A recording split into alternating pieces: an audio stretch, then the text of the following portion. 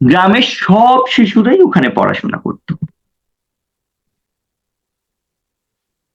টার্গি একাডেমির একটা বিশেষ নিয়ম ছিল, প্রতি বছর প্রত্যেক শ্রেণীতে একটা দলনেতা ক্যাপ্টেন নির্বাচন হতো। দলনেতা হিসেবে এমন একজন শিক্ষার্থীকে বেছে নেওয়া হতো যে খুব ভালো, সৎ, দিনদার, খুব মেধাবী হতে হবে এবং জ্ঞানী হতে হবে এবং দক্ষ। এই বছর প্রধান শিক্ষক অর্থাৎ ওই স্কুলের প্রিন্সিপাল পঞ্চম শ্রেণীর ক্লাসে এসে এক অদ্ভুত ঘোষণা দিলেন। তিনি বললেন, আজ আমরা বাগানে ঘুরতে যাব, সেখানে সবাই অনেক মজা করব। শেষে তোমাদের একটা বিশেষ চমক আছে। অর্থাৎ স্কুলের প্রিন্সিপাল সবার কাছে আসলেন, বিশেষ করে পঞ্চম শ্রেণীর শিক্ষার্থীদের কাছে এসে বললেন, আজকে তোমাদের নিয়ে আমি বাগানে ঘুরতে যাব, সেখানে সবাই অনেক মজা করব এবং মজা করার পর তোমাদের জন্য একটা বিশেষ চমকও আছে। সবাই তো খুব খুশি। সব শিশুরা আনন্দে চিৎকার করে উঠলো। বাগানে গিয়ে তারা অনেক খেলাধুলা করলো, অনেক মজা করলো। খেলাধুলা শেষে প্রধান শিক্ষক তাদের সবাইকে একত্র করে বললেন, আমার ছোট্ট সোনামণিরা, আমাদেরকে টিচাররা যেমন অনেক আদর করে অনেক ভালোবেসে বলে, এমন প্রধান শিক্ষক খুব আদর করে বললেন যে আজকে তো আমাদের অনেক বেশি মজা হলো, আমরা তো অনেক বেশি মজা করেছি, তাই না? তোমরা সবাই আজ আমার কাছ থেকে একটা বিশেষ বীজ পাবে। বীজ মানে হচ্ছে সিড। এরপর তিনি সবাইকে একটি ছোট্ট প্যাকেট দিলেন। ওই প্যাকেটে একটি করে বীজ ছিল। তোমরা বীজ চিনো?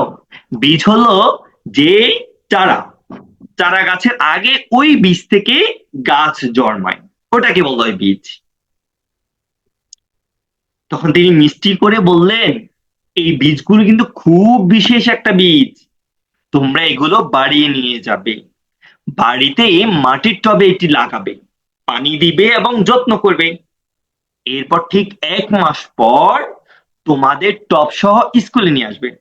অর্থাৎ প্রধান শিক্ষক বাবুদেরকে বললেন, আচ্ছা তোমাদেরকে কিন্তু আজকে আমি বিশেষ একটা বীজ দিলাম, এই সিড গুলো তোমরা বাড়িতে নিয়ে যাবে, বাড়িতে নিয়ে এগুলোকে কি করবে, একটা টবে, মাটির টবে লাগাবে, তারপর এগুলোতে নিয়মিত পানি দিবে, যত্ন করবে। আমরা তো গাছ একটু বড় হলে পানি দেই, যত্ন করি, তাই না? ঠিক প্রধান শিক্ষক তাদেরকে বললেন এবং বললেন 1 মাস পর প্রধান শিক্ষকের সাথে সবাইকে দেখা করার জন্য, টব নিয়ে, চারা গাছ নিয়ে। কারণ ওই চারা থেকে, ওই বীজ থেকে তো চারা জন্মাবে, তাই না?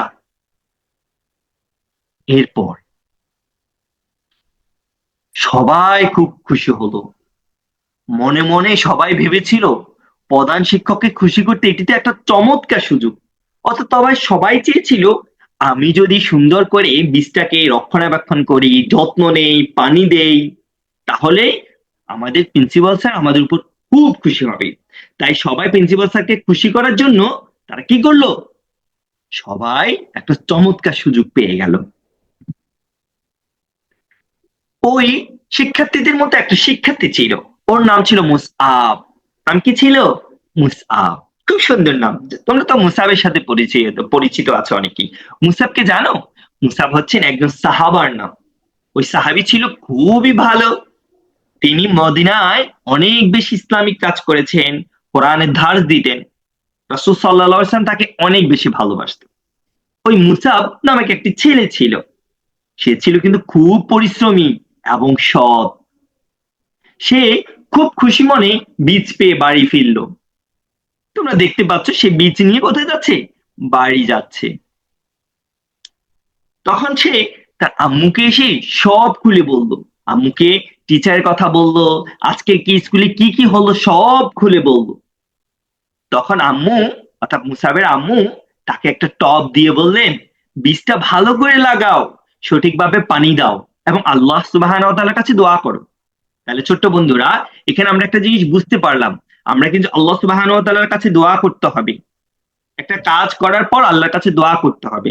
মুসাইবও মুসাইবের আম্মু তাকে বললো, তুমি আল্লাহর কাছে দোয়া করো। এরপর মুসাব কি করলো, বীজটাকে সুন্দর করে টবের মাটিতে পুঁতে দিল। তারপর এর পরের দিন থেকে সে সকালবেলা উঠেই তাড়াতাড়ি দৌড়ে টবের কাছে চলে যেত এবং টবে পানি দিত।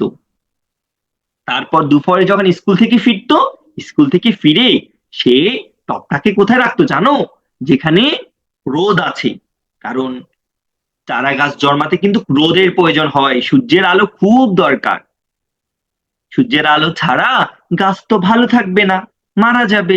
তাই আবার রাতে যখন মুসাব ঘুমাতে যেত, তখনও আবার সে এটাকে দেখতে যেত কেমন আছে। বুঝতে পেরেছো সবাই? কিন্তু কি আশ্চর্যের ব্যাপার, দিন যায়, মাস সপ্তাহ যায়, মুসাবের টবে কোনো গাছই জন্মায় না, সে কোনো গাছই দেখে না। অথচ সে যখন বাইরে ঘুরতে যায়, স্কুলে বন্ধুদের সাথে দেখা হয়, তার বন্ধুরা বলে, জানিস আমাদের টবে সুন্দর সুন্দর চারা জন্মেছে, চারা গজিয়েছে। এভাবে ধীরে ধীরে মুসাব হতাশ হয়ে গেল। এদিকে মুসাবের বন্ধুরা মজা করে তাকে বলতে লাগলো, আমাদের টবে তো সুন্দর চারা গজিয়েছে, তোমার টবে কিছুই হলো না কেন? তুমি নিশ্চয়ই চারা গাছের যত্ন নাওনি। কিন্তু আমরা তো জানি মুসাব অনেক যত্ন নিয়েছিল। এবার মুসাব কষ্ট নিয়ে তার আম্মুকে বলল, আমার টব থেকে